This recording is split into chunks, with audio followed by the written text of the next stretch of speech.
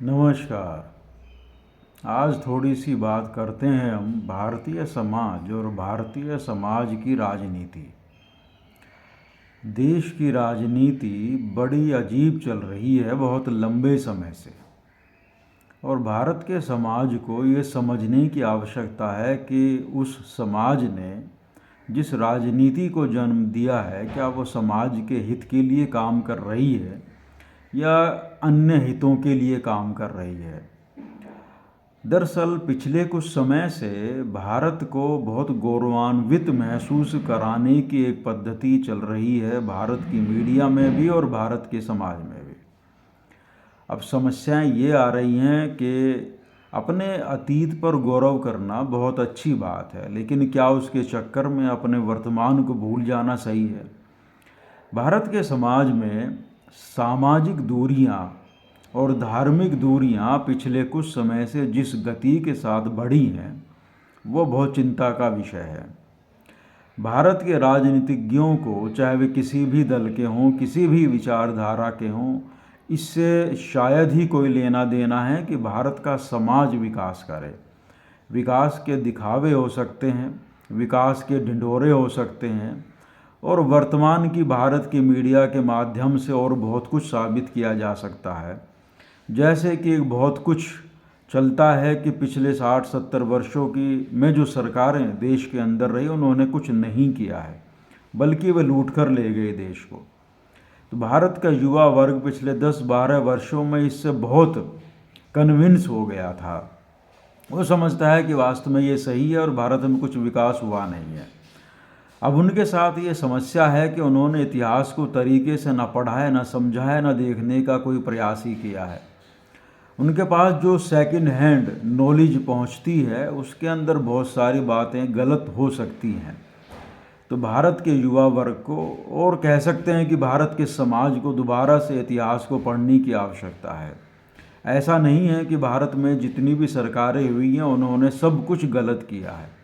अगर वो सब कुछ गलत किया गया होता तो भारत की जो इकोनॉमी आज जहाँ पहुँची है वो ना पहुँचती, भारत की सैन्य शक्ति जहाँ पहुँची है वो ना पहुँचती, भारत के समाज में जो आर्थिक संपन्नता आई थी वो न आती। तो ऐसा नहीं है कि सब कुछ खराब किया गया है, बीच बीच में खराब होता रहता है। ये परिवर्तन का एक चक्र है, खराब होता रहेगा लेकिन सही भी रहेगा। तो सभी को खारिज कर देने की जो एक प्रवृत्ति भारत के समाज में पिछले कुछ समय से घर कर गई है, वो बहुत ख़राब है, और उसके कारण से विद्वेष भावनाएं बढ़ती जा रही हैं समाज के अंदर। फिर से लौटते हैं वर्तमान में। भारत का जो समाज है, क्या वो वर्तमान में ये चिंतन कर पाता है कि उन्होंने जिन नेताओं को चुना है अपनी अगुवाई करने के लिए, या जिन सरकारों को चुना है अपने लिए काम करने के लिए, क्या वे वास्तव में उनके लिए काम कर पा रही हैं या नहीं कर पा रही हैं। पहली बात तो हमें ये स्वीकार करना होगा कि भारत देश का समाज इतने अधिक वर्गों से निर्मित है जितना शायद ही संसार के किसी और देश का समाज होगा। हमारे यहाँ विभिन्न बाधाएं हैं समाज के अंदर, जो समाज को एक होने से रोकती हैं। अब हमारा समाज एक कैसे हो सकता है? हमारा समाज आर्थिक रूप से विषमता को दूर करके एक होने की तरफ बढ़ सकता है। हमारे समाज में जो जातिगत व्यवस्था बनी हुई है और जो बहुत लंबे समय से बनी हुई है, और उसको बनाए रखने के पीछे बहुत तरह के सिद्धांत और तर्क दिए जाते हैं, जिनमें धर्म और आध्यात्मिक तर्कों की भरमार भी है। हम उस पर कुछ कर नहीं सकते हैं, दरअसल वो बहुत समय से एग्जिस्ट करती हैं। समाज को ये समझना है कि भाई उनसे समाज का भला हुआ है या समाज का नुकसान हुआ है। अब ये संभव है कि इस जातिगत व्यवस्था को बनाए रखने में कुछ वर्गों का भला हुआ हो, कुछ वर्ग आगे निकलने में सफल हो गए हों, उनके पास दूसरे वर्गों से अधिक संसाधन हो गए हों। ये पूरी तरह संभव है। ये संभव है कि समाज का एक बहुत बड़ा वर्ग पीछे रह गया हो। यानी कुल मिलाकर के एक असमानता पर आधारित समाज की संरचना भारत में बहुत लंबे समय से हो रही है। तो वर्तमान की परिस्थितियों में जो राजनीतिक और आर्थिक चीज़ें चल रही हैं, क्या वो इन चीज़ों को दूर करने में कामयाब हो पा रही हैं? क्या समाज को एज ए होल सबको एक साथ लेकर चलने में सफल हो पा रहे हैं? देखिए, मीडिया की बात हमें छोड़नी पड़ेगी, क्योंकि अब जो मीडिया भारत का है वो सही तस्वीर को रखने में लगभग असमर्थ है। भारत के मीडिया ने 10-12 वर्षों से निष्पक्ष सूचनाएं देना लगभग छोड़ दिया है। अब वे अपने कॉरपोरेट मास्टर्स के जो हित हैं, उनके जो बेनिफिट हैं, उनके अनुसार रिपोर्टिंग करते हैं। तो समाज में ये स्थिति हो गई है कि एक व्यक्ति, एक नवयुवक की कार एक गड्ढे में गिर करके डूब जाती है, वो 2-2.5 घंटे तक सहायता के लिए अपने फ़ोन से आवाज़ें लगाता रहता है। अग्निशामक वाले, अन्य सभी सरकारी वर्ग पहुंच जाते हैं, लेकिन उसकी सहायता नहीं होती है, वो वहाँ पर डूबकर मर जाता है। तो हमें ये समझना है कि हमने किस तरह की शासन व्यवस्था को जन्म दिया है और समाज को उससे मिल क्या रहा है। हमारे राजनीतिक लोग, हमारे राजनीतिक नेता उसके लिए कुछ करते क्यों नहीं हैं, जबकि उनके पास हमने शक्तियाँ दे रखी हैं। तो समाज किस दिशा में निर्माण कर रहा है अपने लिए? समाज के युवाओं को क्या उतना रोजगार और उतनी स्किल उनको मिल पा रही हैं कि वे अपने जीवन में कुछ कर पाएँ? क्या उतने, देखिए, सरकारों का काम संरक्षण देने का होता है, देश की सीमाओं की सुरक्षा के लिए होता है, देश के आर्थिक नियम एक रूपता के साथ चलें उसके लिए होता है, देश के व्यापारियों को समस्या ना हो और साथ ही साथ देश के नागरिकों को भी समस्या ना हो। अंतोतगत्वा देश के नागरिकों के द्वारा ही सरकार का चयन होता है, जो कि देश के नागरिकों के लिए नियमों का निर्माण करती है, जो देश के नागरिकों के हितों को ध्यान में रख करके होते हैं। इन्हीं देश के नागरिकों में से व्यापारी वर्ग का भी निर्माण होता है, नौकरी पेशा वर्ग का भी निर्माण होता है, मजदूर वर्ग का भी निर्माण होता है। सभी वर्गों का निर्माण इन्हीं देश के नागरिकों में से होता है, इसी समाज में से होता है। और वे सभी लोग मिलकर के सरकार को चुनते हैं, अपने अपने वर्गों के काम करने के लिए चुनते हैं। तो सरकारों का क्या उत्तरदायित्व है? सरकारों का एक बहुत प्रमुख उत्तरदायित्व ये होता है कि उसको प्रशासन को चलाना है, और उस प्रशासन को चलाने के लिए उसको लोगों की आवश्यकता पड़ती है, जिसके कारण से सरकार में रोजगार का सृजन होता है, जिसको सरकारी रोजगार कहा जाता है। और वह बहुत बड़ी मात्रा में पहले होता रहा है और उसके लाभ समाज को मिलते रहे हैं। जो सरकारी रोजगार का सृजन होता है, उसकी जो तनख्वाहें मिलती हैं, वे समाज के द्वारा दिए गए टैक्स के रूप में उनको मिलती हैं। पहले टैक्स मिलता है सरकार को और उस टैक्स में से वो तनख्वाहें देती हैं। तो सरकार में जो काम करने वाले राजनेता हैं, जो सरकार को चलाते हैं, वे अपने घर से कुछ नहीं देते हैं। वो सरकार जनता के पैसे से ही जनता को बाद में सरकारी नौकरी के रूप में जो तनख्वाह मिलती है वो पैसा वापस करती है, उससे रोजगार बनते हैं और समाज का भविष्य निश्चित होता है। युवाओं को उसमें पढ़ने के लिए एक ललक पैदा होती है, क्योंकि अगर वे शिक्षित नहीं होंगे, स्किल को डेवलपमेंट अगर नहीं कर पाएंगे, तो सरकार रोजगार नहीं दे पाएगी। अब साथ ही साथ जो कॉरपोरेट्स होते हैं, सरकारें उनको सुविधाएं देती हैं, ज़मीन देती है, टैक्स में छूट देती है, उनके लिए नियमों का निर्माण करती है जिससे उनका व्यापार सरल हो जाए। तो जब कहीं पर एक फैक्ट्री लगती है तो वहाँ से रोजगार का सृजन होता है। अब फैक्ट्री को आसमान में से तो चलेगी नहीं, तो उसको चलाने के लिए लोग चाहिए, स्किल चाहिए। तो शिक्षक मिलते हैं, छात्र मिलते हैं, स्किल सीखते हैं, तो विद्यालयों का निर्माण होता है, वहाँ पर रोजगार मिलता है, लोगों को शिक्षा मिलती है। तो कुल मिला करके सरकारों का ये उत्तरदायित्व होता है कि वो एक ऐसे बैलेंस को बना करके चले कि सरकारी क्षेत्र में भी लोगों को रोजगार मिले अच्छे से, और उसके बाद प्राइवेट सेक्टर में भी लोगों को रोजगार मिले। क्योंकि जब रोजगार होगा तो पैसे का आना जाना होगा, समाज में पैसे का प्रवाह रहेगा और समाज को अपने आजीविका को वहन करने के लिए संसाधन होंगे, लोगों का जीवन चलेगा।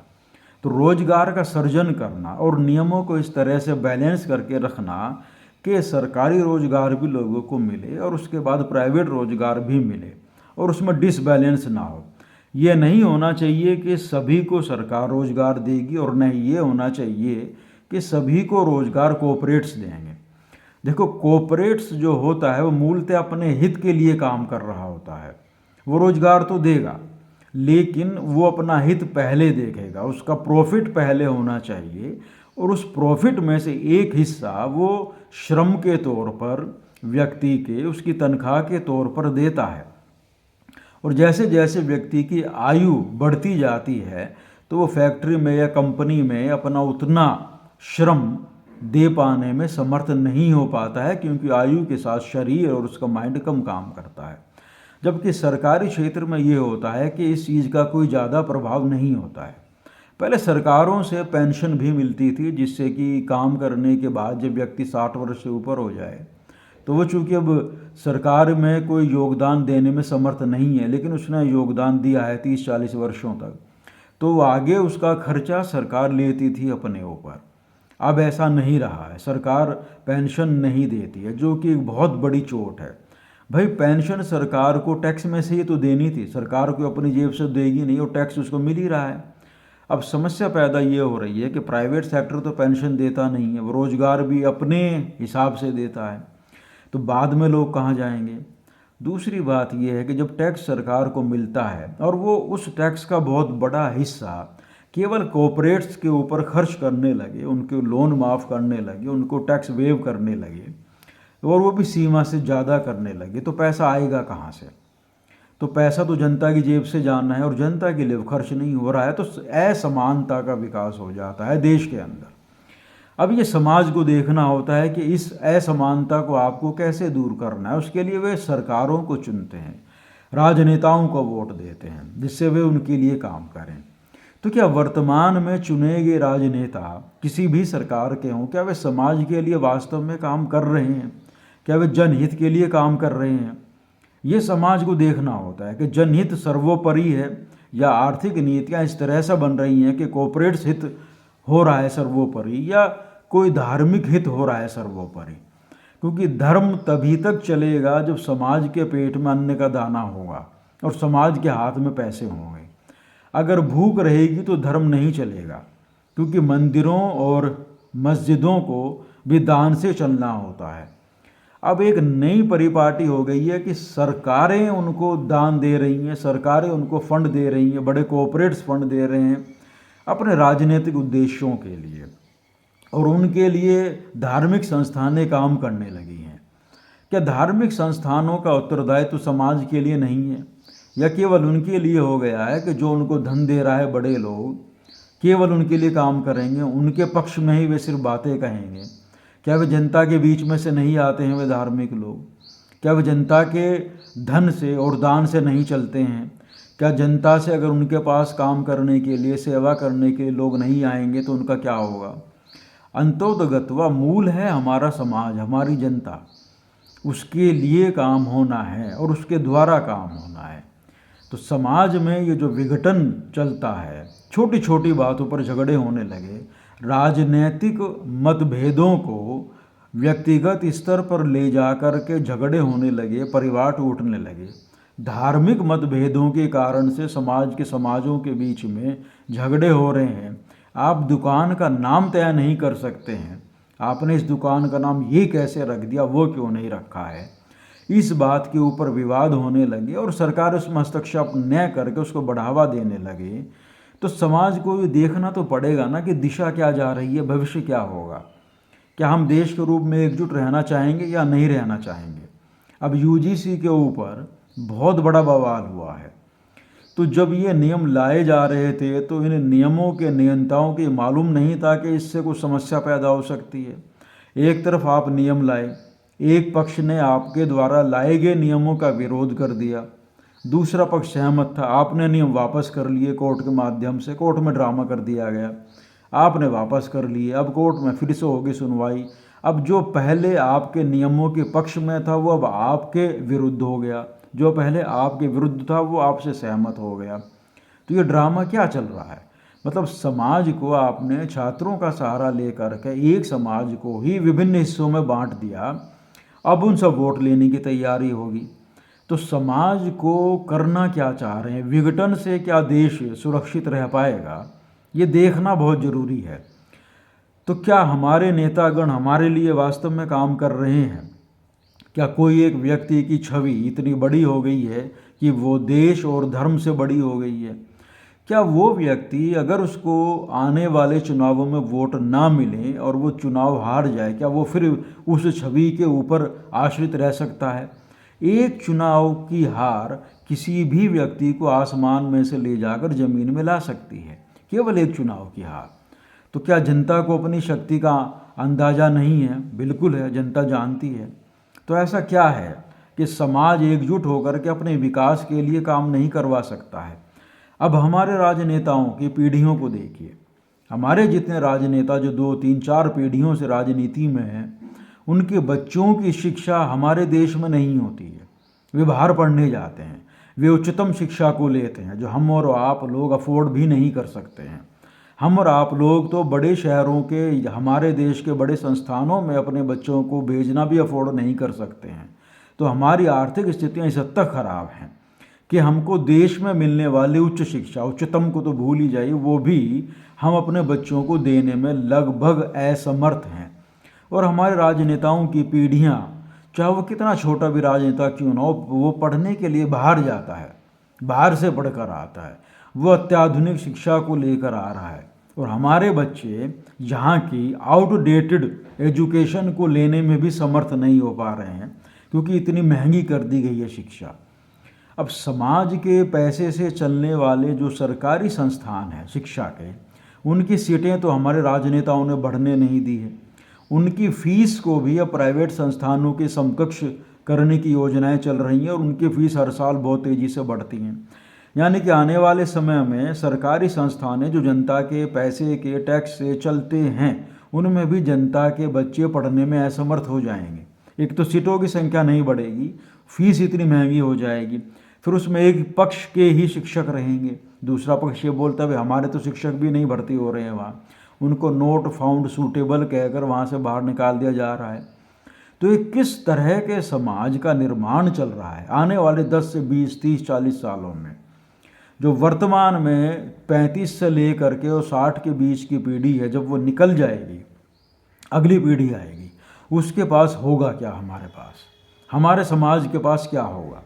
हमारे सभी दलों के राजनेताओं के बच्चे बाहर सेटल्ड हैं, उनके पास अकूत धन है, वे बाहर से पढ़कर आते हैं और वे कभी अपने बच्चों को धार्मिक जुलूसों में नहीं भेजते हैं।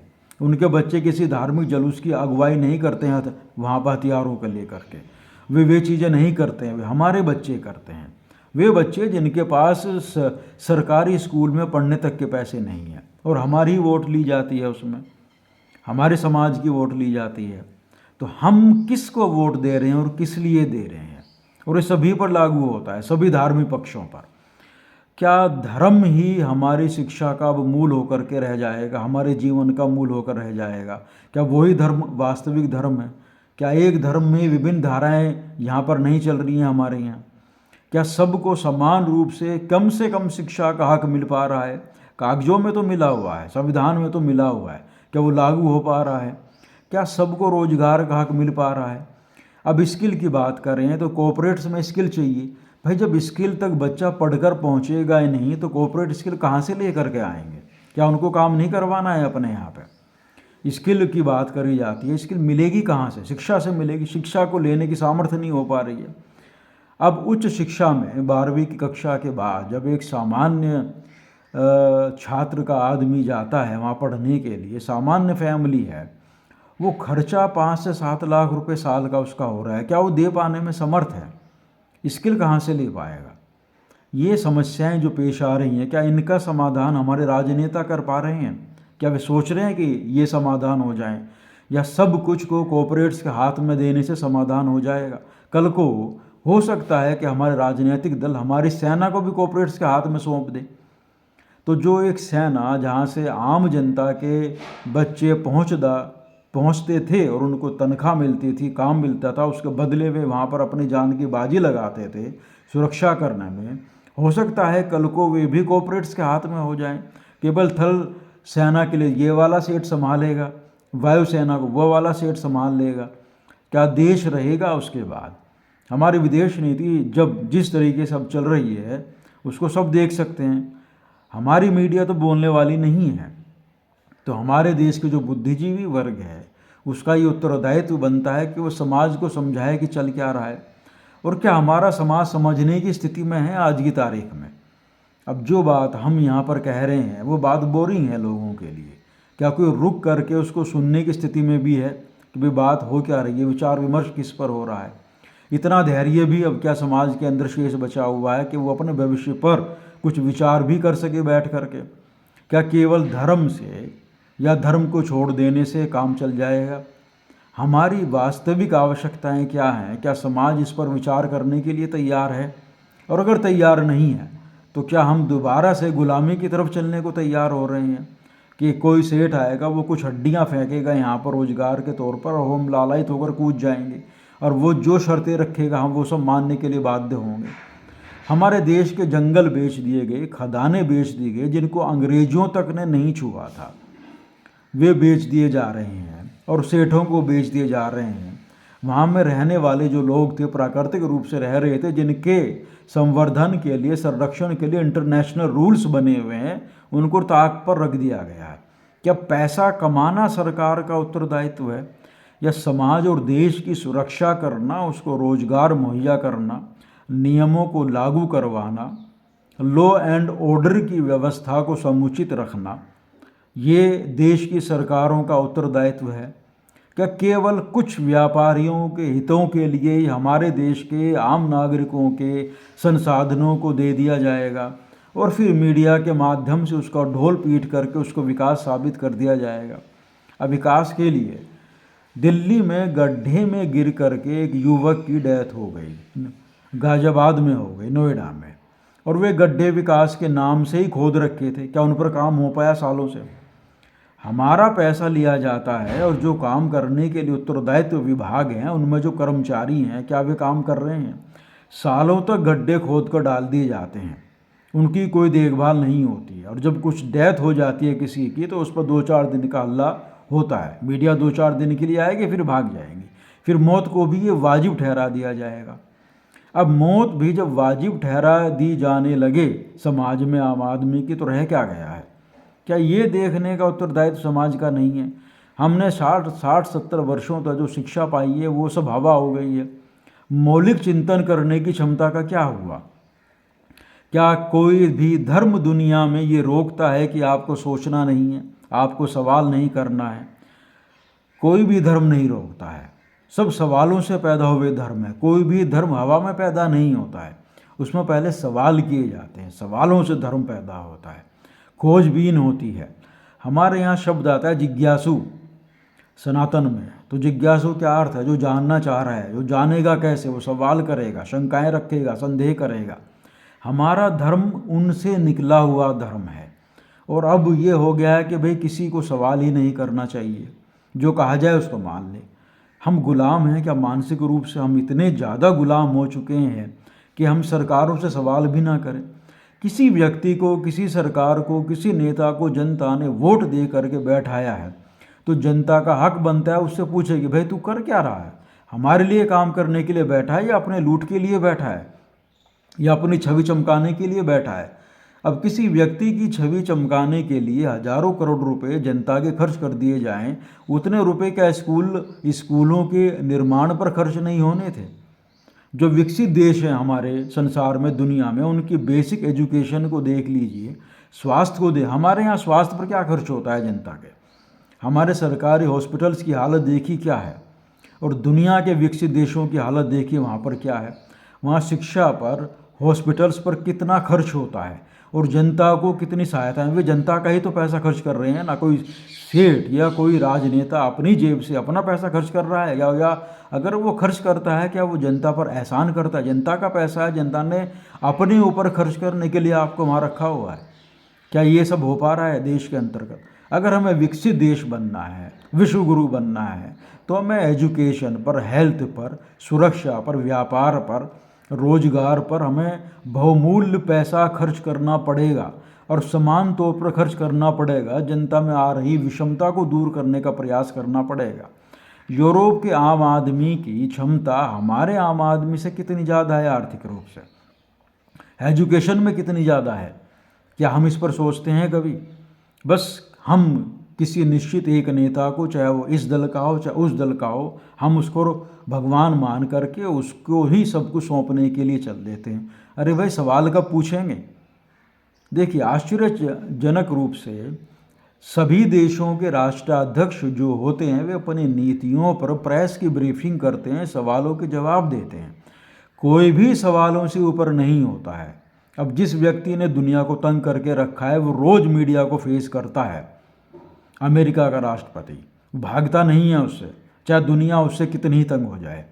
लेकिन हमारे यहाँ नहीं होता है ऐसा। हमारे यहाँ मीडिया को दूसरे लोग फेस करते हैं जो सत्ता में ही नहीं है। वे लोग सवालों के जवाब दे रहे हैं। भाई, वे नीति निर्धारण में अभी हैं क्या? नहीं है ना। जब होंगे तब सवाल पूछे जाएंगे। तो ये तो हमारे देश की स्थिति हो गई है। क्या इससे हमें बाहर नहीं निकल? अगर ये हालात हैं तो हम विकसित देश अभी 400 साल तक नहीं हो पाएंगे।